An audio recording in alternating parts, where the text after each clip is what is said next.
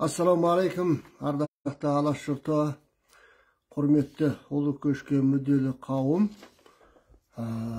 Кеш жарық, біраз болды сіздермен сұхбаттаспағалы. Бүгінде шын айтайын, сұхбатқа шығу деген жоспарымда жоқ еді, бірақ аяқ астынан бір-екі ауыз сөз айтуға тура келді.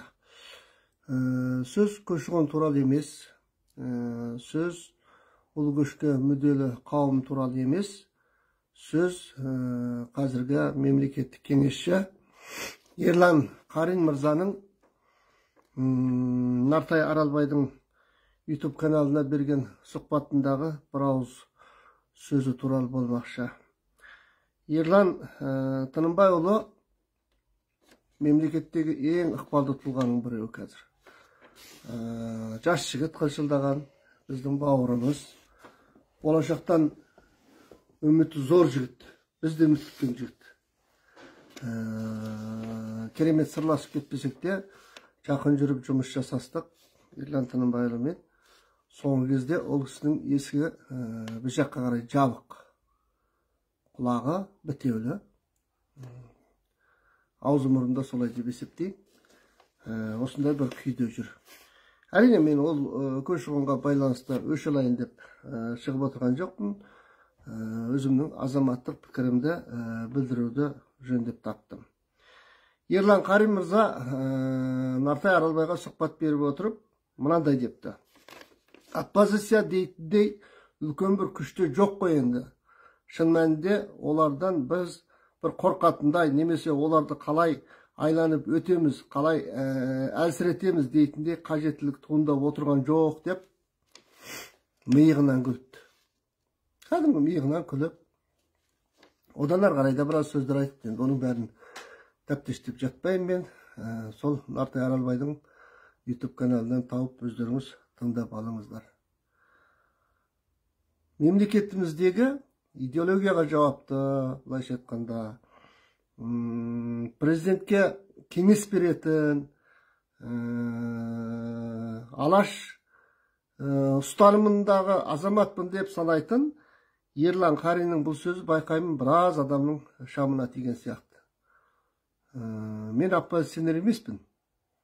Мен кәдімгі Қасым-Жомарт Кемелұлы Тоқаевтың бастамаларын қолдап келе жатқан, саясатын жақтап келе жатқан азаматпын. Бірақ оппозициялық ұстанымдағы азаматтармен мен жақсы араласамын. Аға ретінде, адам ретінде бәрімен сыйласамын. Бірақ соларға осылай миығынан қарап, соларды бір қорлағандай әңгіме айтқаны менің былайша айтқанда шамыма тиді. Шамыма тиді. Бұл не деген сөз сонда? Жоқ дейді. Жоқ болса ол неден жоқ болды? Мен Нартай Аралбайұлына да таңқалып отыр. Әдетте бізден бір сұхбат алса, қайдағыны сұрап, осы тілімізді суырып алаздайды ғой, сөйлетем деп. Неге осы оппозиция жоқ болып қалды, құрметті Ерлан Тынымбайұлы деген сұрақты неге қоймағанына мен таң-тамаша болып отырмын да, жаңағы журналист бауырымыздың. Күшті журналист санайды өзін, бізде солай болса екен деп тілейміз. Адуынды, осы қырып жойып айтатын, айбарланып айтатын жаңағы Нартай бауырымыз мысық болып қалды сол Ерлан Қариннің алдында. Не үшін оппозиция жоқ бізде? Сіздер қорқатындай оппозиция жоқ деп сұрау керек еді. Соның біз Ерлан Қарин мырзаның жауабын тыңдап көруіміз керек еді. Өкінішке орай Нартай мырза ондай сұрақ қойған жоқ. Енді оппозиция не үшін жоқ? Ерлан Қарин қорқатын оппозиция не үшін жоқ? Оны мен тәптештеп айтып жатпаймын. Оның себебін елдің бәрі біледі. Елдің бәрі біледі. Неге оппозиция емес? Осы биліктің отымен кіріп, күлмен шығып жатқан, билік партиясында қызмет еткен, бізді неге тыңдамайды Ерлан Қарин мырза? Кәдімгі ұсыныстар айтамыз ғой. осы ұлттың тағдырына қатысты, мемлекеттің тағдырына қатысты, шетелде шекара сыртында қалып бара жатқан 6-7 миллион қазақтың тағдырына қатысты қаншама ұсыныстар айтып, құрметті Ерлан Тынымбайұлы, Құдай бере салған Ереке, Ерекем менің, Ерлан інім, Ерлан бауырым деп жалынғанда тіліміз тесіліп қала жаздады. WhatsApp-ына кәдімгі сөйлеп, телефон соғамыз, міне біраз уақыт болды, көтермейді. Шақырып алып айту керек еді. Әбеке, осылай болып жатыр, мені қинамаңыз десе, бізде сөз ұғатын адамыз ғой, тоқтаймыз сөзге. Жоқ, олай емес. Жаңағы есігін тарс жауып алып, әшейін түк білмегендей болып отыр. Бәрін біліп отыр. Мысалы, 4 жылсыз азаматтық берілмейтін жаңағы фашистік заң жобасын, сталиндік репрессияға апарып соқтыратын заң жобасын қабылдатуға арналған көші-қон саясатының тұжырымдамасы жарияланды. Ол топ-тура сол Ерлан Қарин отырған жерден өтті. Соның қасындағы президенттің әкімшілігінен өтті. Біздің сүйікті ағамыз, жазушы, қазақтың көрнекті жазушысы, қоғам қайраткері Смағұл Елубай ағамыз сұрапты екен, білмей қапты, көзі шадырайып кетті дейді. Ойбай, мен білмей қаптым. Онда не қарап отыр? Ұлттың ұпайы осындай тарапайға түсіп жатқан кезде. Наурыз реформасы кезінде жаңағы жалындық қой. Құрметті Ерлан мырза, Ерлан Қарин хат жазып жатырмыз. Мынау ата заңның жобасын Ерлан Қарин бас болып жасады. Жаңағы өзінің сүйікті әріптестерін жиып алып, достарын жиып алып, сосын жаңағы сүйікті ұлттық кеңестегі жолдастармен отырып жасады ғой. Сонда жаңағы Қазақстан Республикасының шегінен тыс жерде жасайтын этникалық қазақтар қай елдің азаматы болғандығына қарамастан жеңілдетілген тәртіппен Қазақстан Республикасының азаматтығын алуға құқылы деген норманы енгізейік деп қарлық бала жаздадық. Ақорданың алдына шейін барып айғайладық. Жоқ, еститін, халық үніне құлақ асатын мемлекеттік кеңесшісі тыңдаған жоқ. Тыңдаған жоқ. Президенттің қабылдауын сұрадым. Айтыңызшы кіріп деп. Жоқ, одан да бір ауыз сөз болған жоқ. Сол Ерлан Қарин мырза енді бүгін оппозицияға миығынан күліп, олардан қажеттілік жоқ, олардан қорқатындай бір, олар осы коалиция құралмай өстіп жүр деген сөздер айтып, кәдімгі бір не деп айтуға болады? Рахаттанып отыр.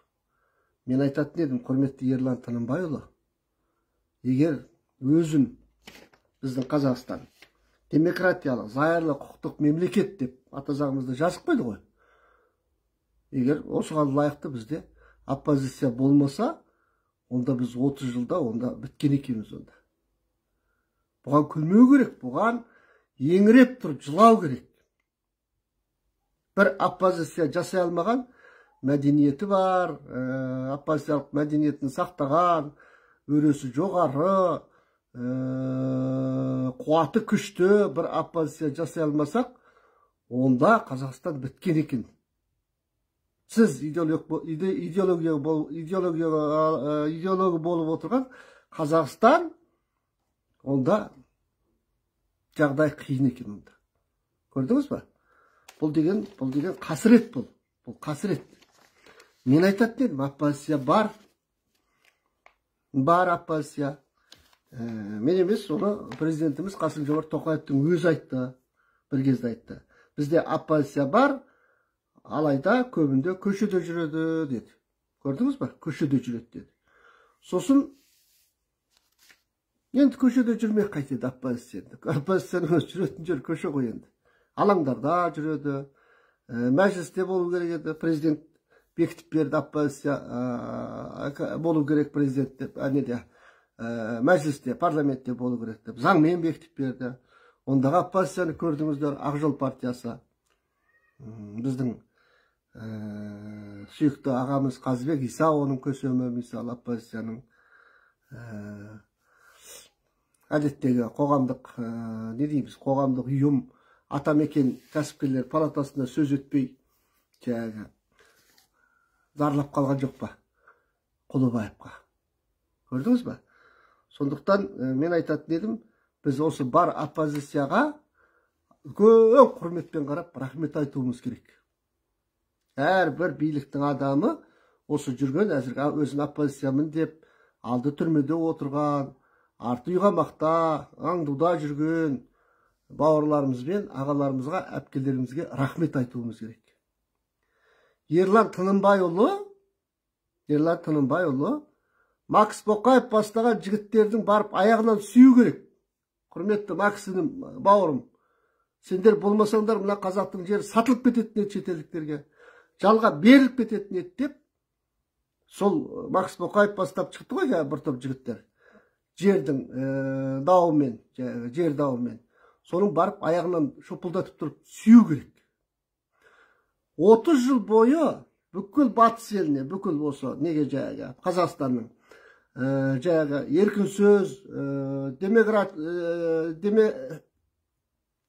демократия деген құндылықтарын сақтап, Қазақстанның бетжүздігі болып келатқан Ермұрат Бапидің қолынан сүю керек, аяғынан сүю керек.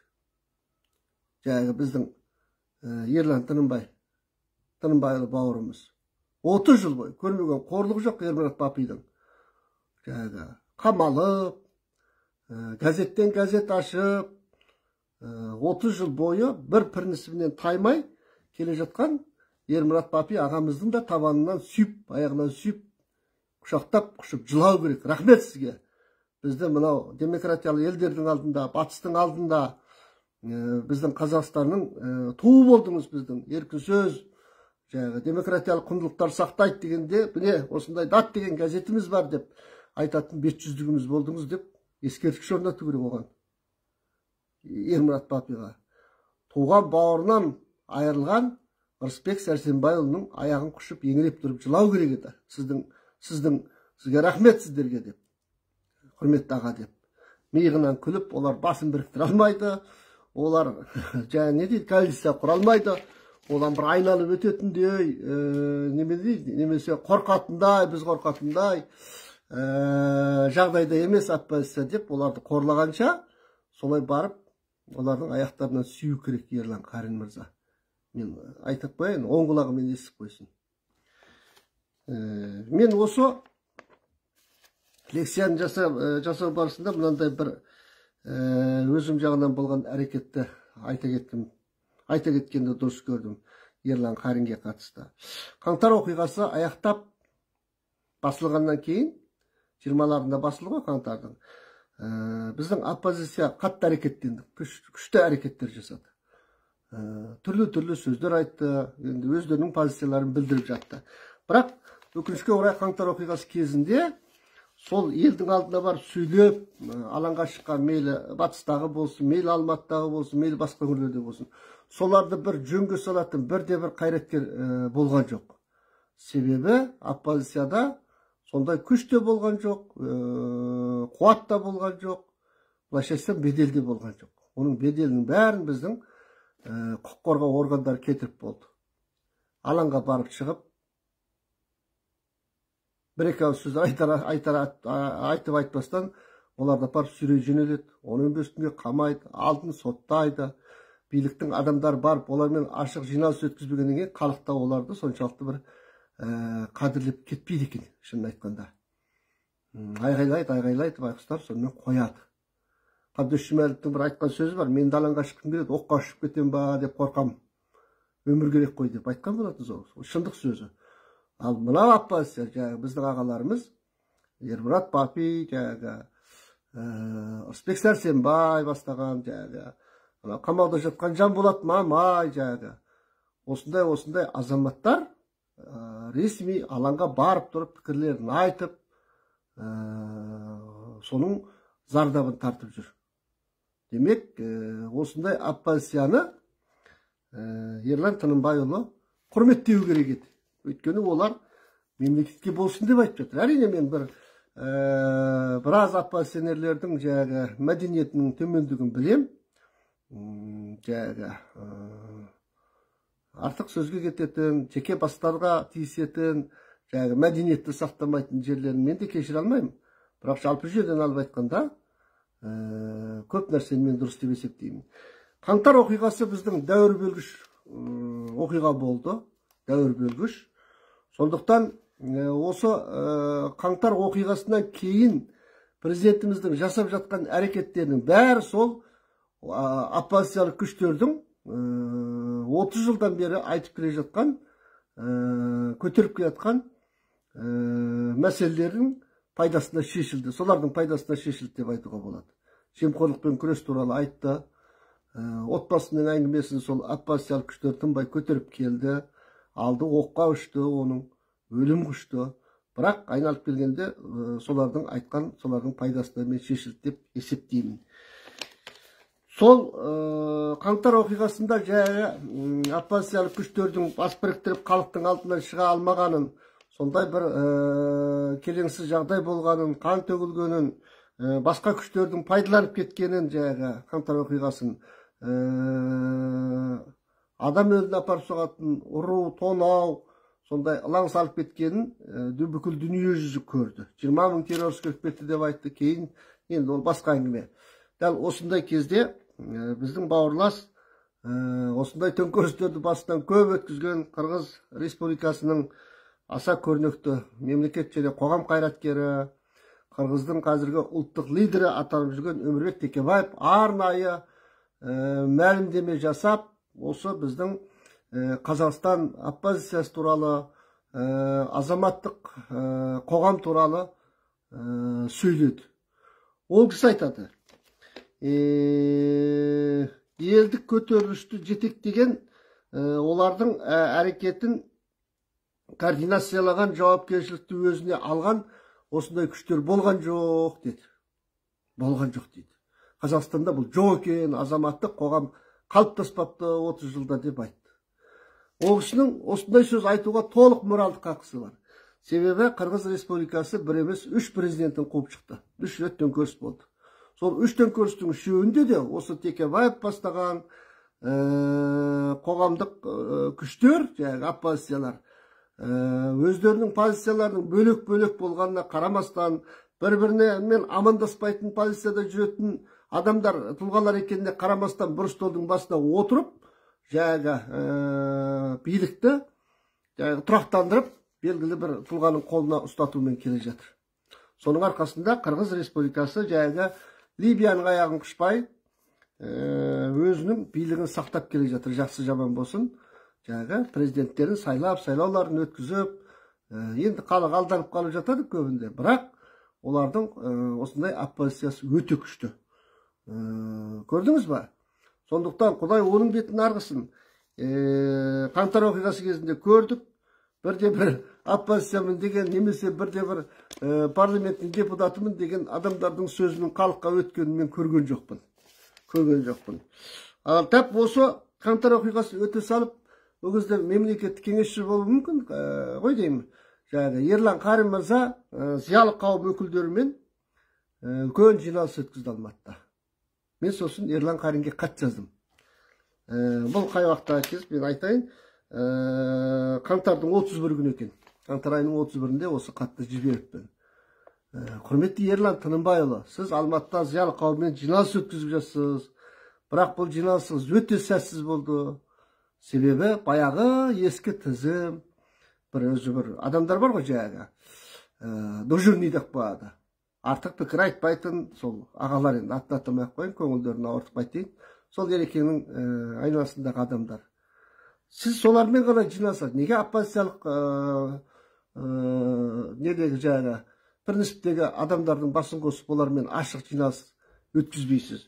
Сіз жиналыс ашып жатқан, жаңағы жиналысқа шақырған адамдарыңызда президентіміз Қасым-Жомарт Тоқаев не деген білесіз ба, мысалы? Ол айтты, жағымпаздықтарға қатысты айтар болсақ дейді, мен оларға қарсымын деп, соларға меңзеп бір сөйлегені бар сол кісінің. Сол президент қарсы жағымпаздықтарға өңкей жағынып сөз айтатын кісілерді жиып алып, Ерлан Қарин мырза жиналыс өткізді. Сосын мен хат жазып жатырмын Ерлан Қаринге. WhatsApp-ына жіберіп жатырмын. Құрметті Ерлан Тынымбайұлы, мынандай жағдайда, мынау президенттің деңгейінде сіз оппозициялық күштердің бәрін қосын, басын қосып жиыңыз. Ермұрат Бапи ағамыз бар, Рысбек Сәрсенбай ағамыз бар, анау Макс Боқаев бар, Жанболат Мамай бар. Бәрінің басын қосып президентпен кездесу өткізіңіз. Олардың да осы президентпен кездесуге моральдық қақысы бар. 30 жылдан бері ауыр жүкті арқалап келе жатыр. Сөз бостандығы үшін, демократия үшін, әділеттілік үшін солардай күрескен ешкім жоқ. Бір столдың басында отырып сөйлессін. Олар ол кісіден құн сұрамайды. Мына мемлекетті мына тығырықтан қалай алып шығамыз, осы мәселені ақылдасын деп мен ол кісіге хат жаздым. Мысал ретінде Қырғыз Республикасын көрсеттім. 2 жылға жетпей құлап қалған Сауранбай Жээнбековтің өзі, мен тырнақшаның ішінде жаман Сауранбай Жээнбековтің өзі деп айттым. Ол кісі кешірсін, жақсы адам ол. Қырғыз оппозициясының басын 2 рет қосты жаңағы. Өмірбек Текебаев, Бекназаров, Адакан Мадамаров бастаған олардың оппозициясы деген құдай самасын, о президент дегенде көйлек шауыстыратын оппозиция ол. Сол оппозицияны бір столдың басында қосып, отырғызып қойып, сол Сауранбай Жээнбеков 2 рет тыңдау өткізді. Көрдіңіз ба? Ал мен ол кісіменен мен Қасым-Жомарт Кемел Тоқаевты салыстыра алмаймын мен. Қасым-Жомарт Кемел Тоқаев деген ол әлемдік деңгейдегі адам. Біріккен ұлттар ұйымының хатшысының орынбасары болған адам. 30 жылдан бері осы Қазақстанда тұңғыш президент Нұрсұлтан Назарбаевпен бірге құрысқан адам, 5 тілді білетін, өз қолымен кітаптар жазған, сондай бекзат тұлға. Сол Қасым-Жомарт Кемелұлы сіз ұйымдастырыңыз, айтыңыз, ол қарсы болмаса керек. Осы қолда бар оппозицияны жиып, бір президенттік деңгейде кездесу өткізсе өте жақсы болатын еді. Оппозицияның да беделі көтеріліп қалатын еді. Іштегі буын шығаратын еді. Мүмкін олардың осы пікірлеріне құлақ асса, мемлекетімізді жаңағы алдап жасалатын жаңағы саяси реформаларға оның септігі тиіп қалар ме еді деп ойладым. Екінші бір жағынан жаңағы бұл менің оппозициялық принциптегі ағаларыма деген бір құрметім еді, шынымды айтатын болсам.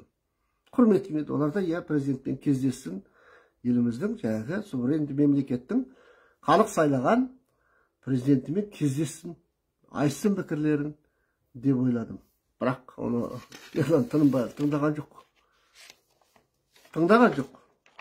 Сосын мен сол ағаларымыздың де біразымен сөйлесіп көрдім жаңағы. Егер осылай мен ұсыныс айтып жатырмын Ерлан Тынымбайұлына, мемлекеттік президенттің кеңесшісі десем, бәрі қуана қарсы нетіп жатыр. Жоқ дейді, ауытша. Біз